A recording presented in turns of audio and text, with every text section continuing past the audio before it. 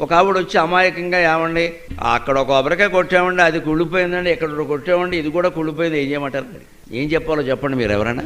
నాకు జాలేసింది నిజంగా. పెద్ద వయస్సు ఆవిడకి ఏదో మనసులో శంక ఉంది. అంటే పాపం ఆవిడకి బెంగ ఏమిటంటే ఈ కొబ్బరికాయ కుళ్ళిపోవడం అనేది మనకి జరగబోయే అశుభానికి ఏమన్నా సూచనేమో.